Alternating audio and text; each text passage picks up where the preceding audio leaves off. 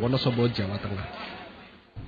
Kasus pembobolan uang nasabah bank melalui ATM belum juga terungkap. Sejumlah warga di Bali mulai khawatir dan memindahkan investasinya dalam bentuk perhiasan emas. Sejumlah nasabah juga melaporkan adanya kiriman uang misterius ke dalam rekening milik mereka meski hanya sesaat. Berbeda dengan hari biasanya, hari Kamis ini pertokoan di kawasan sentra perdagangan emas di Jalan Hasanuddin, Kota Denpasar, Bali lebih ramai dan dijejali pembeli. Aksi kejahatan yang membobol rekening nasabah melalui ATM mulai berdampak kepada para nasabah. Sebagian dari mereka mulai beralih untuk menginvestasikan uangnya ke dalam bentuk perhiasan emas. Emas dinilai lebih aman dibanding tabungan di bank. Harga emas juga terbilang stabil. Kalau punya emas itu kan cepat ya untuk diuangkan itu cepat. Ketimbang tabungan sendiri? Iya, kalau tabungan kan kalau mau umpamanya kepepet pas hari libur itu kan mesti ke bank, hari itu kan banknya tutup ya. Kalau ke toko emas kan langsung jual dapat uang. Kalau emas itu kan kalau turunnya sedikit lebih sering mainnya dia berarti. Mbak, intinya Mbak ya? Iya, untuk salah satu menghindari dari kejadian BCA kemarin. Di Kute, korban pembobolan ATM terus melaporkan kasusnya ke polisi. Selasa kemarin, pagi-pagi lah. Berapa nominal hilang, Pak?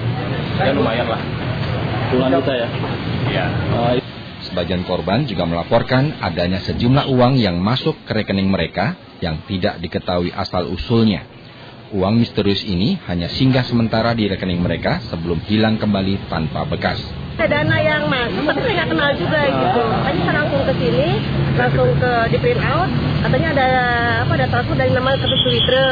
Udah, tapi diambil pada hari itu juga gitu sama kartu Twitter itu. Hingga kini jumlah korban pembobolan ATM bank yang melapor mencapai 19 orang dengan nilai hampir $500 miliar. Mereka adalah nasabah Bank BCA, BNI, dan Bank Permata. Selain di Indonesia, pencurian dengan modus yang sama sebelumnya juga terjadi di Amerika, Spanyol, dan Rusia. Kartu ATM atau kartu debit ternyata kurang aman. Dengan sistem magnetic strip, pencurian data di kartu bisa dilakukan dengan proses skimming dan tapping atau pengintipan PIN. Hingga kini tim Bareskrim Mabes Polri Jakarta sudah mulai penyelidikan di Bali. Aris Wicaksono dan Putu Setiawan melaporkan dari Denpasar dan Kute, Bali.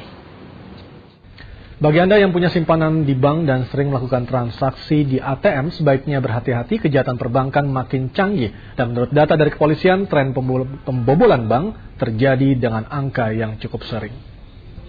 Anda menyetor atau mengirim uang ke bank, mintalah pengawalan kepada petugas kepolisian. Ada yang tidak biasa. Di sejumlah bank, polisi menggelar sosialisasi dan himbauan agar nasabah cukup hati-hati. Bukan hanya soal pembobolan, namun juga perampokan. Sosialisasi ini bukan tanpa alasan. Kepolisian Sidoarjo, Jawa Timur melihat tren angka kejahatan perbankan yang meningkat. Untuk memberikan himbauan kepada masyarakat yang ada di wilayah Sidoarjo supaya tidak terjadi yang kedua kalinya atau kesekian kalinya. Tren kejahatan perbankan saat ini cukup mengkhawatirkan. Pembobolan yang terungkap belakangan ini sebenarnya sudah berlangsung lama, seperti yang dituturkan Ketut Karini. Dalam saldo saya kosong semua. Debat dari pihak bank bilang, oh uang ibu sudah diambil orang dipindahkan ke rekening lain. Loh kok bisa?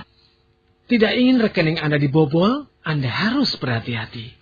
Ya, saudara, setelah Anda melakukan transaksi di ATM, ada baiknya Anda untuk tidak cepat-cepat pergi dari ATM tersebut, namun Anda mencoba untuk melakukan satu kali lagi memasukkan ATM Anda, lalu kemudian PIN yang bukan PIN Anda, atau tekan tombol nomor yang berbeda secara acak, supaya ini bisa mengecoh alat skimmer yang dipasang oleh para pembobol ATM. Mewaspadai ATM dan ruangan ATM di mana Anda berada dan melakukan transaksi. Ini adalah ATM standar dan di sini polos, tidak ada apa-apa. Demikian pula di bawah dari alat penutup PIN ini.